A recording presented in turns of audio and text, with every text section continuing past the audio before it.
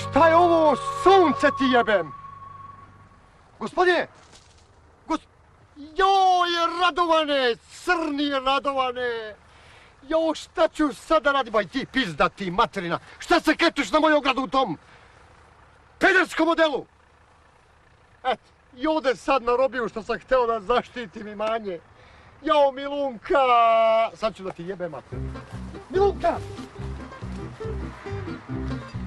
Nemoj, Radovane! Jeli, Milunka? Jel me ti nagovori da turim struju u ogradu? Turim ti ga, majci! Šta sad radim s ovim? Ajmo sad ti objasni. Gospodine, ta struja nije opasna. To samo pecne, znate? Dođemo! Kaži mu sad. To što ste vi umrli, to je slučajno. Dešava se. Nemoj, Radovane! Joj, Radovane, žena ti je budalina, a ti si još veća kad je slušaš. Stanislav komšija turio struju žice. Ajde da turimo i mi u naše žice. To! Stanislav! Milunka! Vataj ga za noge! Šta ćeš sad s njim? Da ga jebe, Milunka.